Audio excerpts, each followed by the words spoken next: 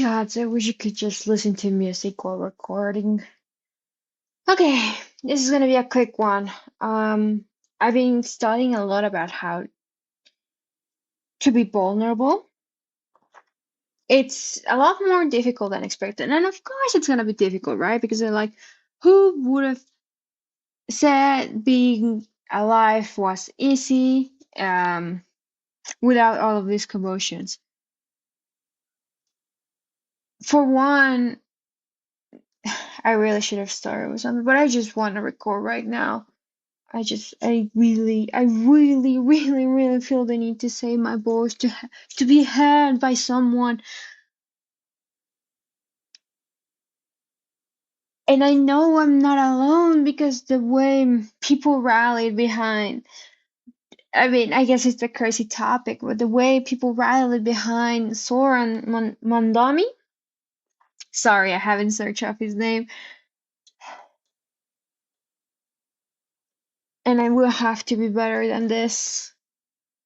But I like the way that people felt, the way that people finally said, yes, there is something to believe in, there is something to hold on to.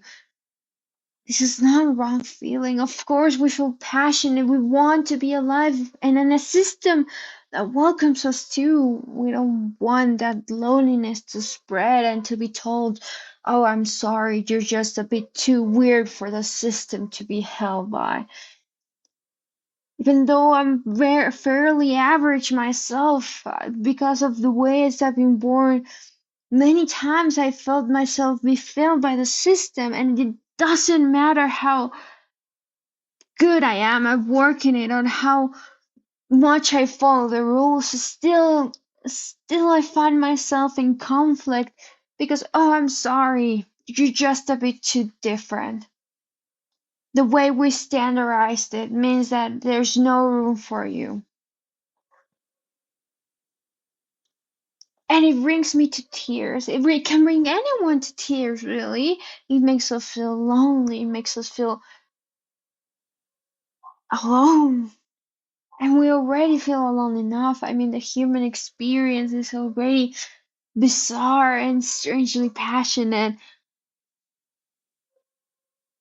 And of course, we're gonna feel alone. I mean, most of our understanding will only be through the perspective of our eyes, and we will always have to strive to be better than what we were born with.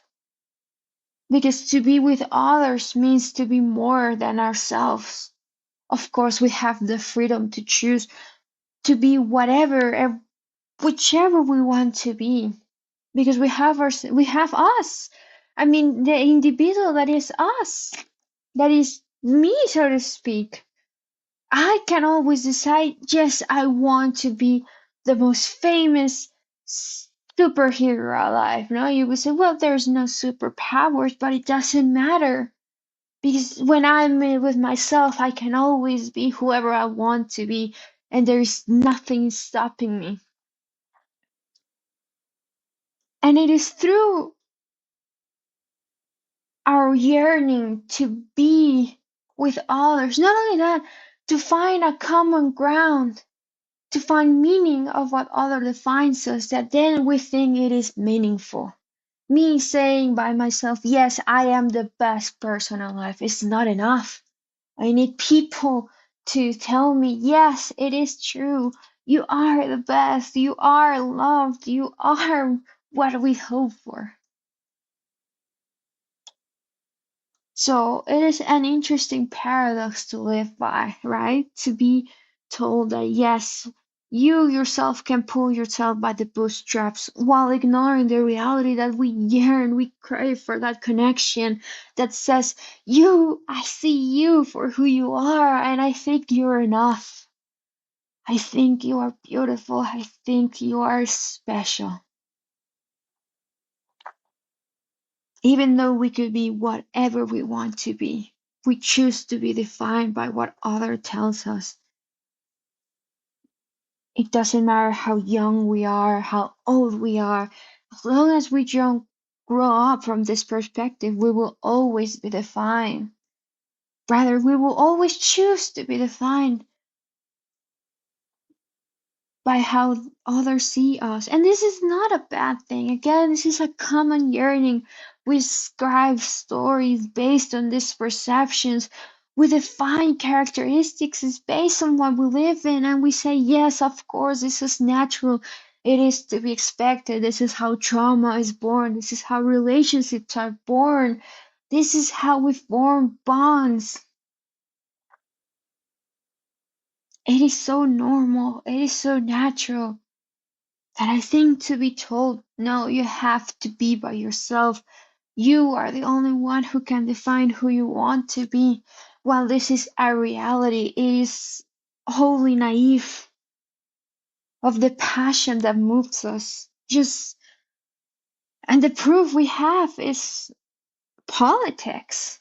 Yes, they're uncomfortable. Yes, there can be an ugly battlefield filled with lies, treachery, and the worst of us trying to be something, trying to have the power, the brute force to finally make the change we think it's necessary, and ignoring the reality that what makes us special, what makes us wholly unique, is that we don't need raw strength to move mountains.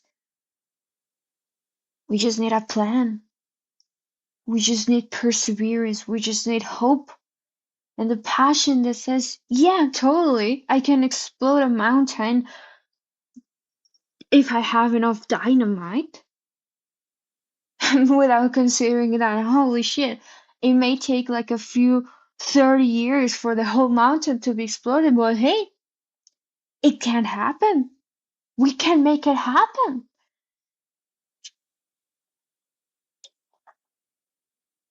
So as much as I despise the lies that are filled with politics, that I don't believe it's enough to just say, oh, I'm sorry, you just have to compromise because the other side says you're not good enough for the system.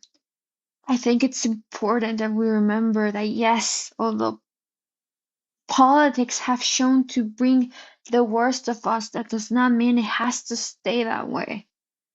I think cooperation and communication are the most brutal yet honest tools we have made to make sure that change is made without needing to compromise for what we think is correct, but rather to get the knowledge to know what might work the best.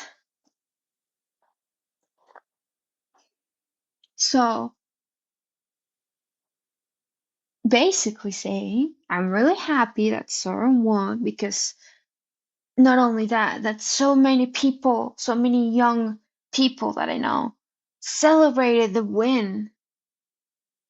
I think it means that we were all looking for something to believe in. We were all looking for someone in the position to change things, to finally believe in us, to believe in the change that we think is necessary, the change that says every one of us is worthy of a life. Not only that, of a comfortable life. And this doesn't mean like, oh, it means that people want to stop working. I mean, yes, I don't really appreciate my job. I think it's wholly inhumanizing to be working in such a system. But what we stand to believe in is a life that is no longer controlled by what is good enough, but rather by what we know is necessary. And I'm glad a lot of us managed to stay hopeful that this was possible. Yes, he was just elected, so of course we don't know how things will change. But it is comforting and reassuring, once again, defined by what we all say it's important, that someone out there is willing to pick up the pieces and say, yes, I agree. We need a change. And it starts with us. So, basically, keep staying hopeful. I know it's difficult, especially with such troglodytes currently without shame. But I think it's important also to show that they're not shameful about it. They're not shameful about the debauchery, their their lack of humanity, their lack of knowledge, how they wear ignorance as a badge of pride. And their own pride really is the source of their own downfalls and continued gluttony.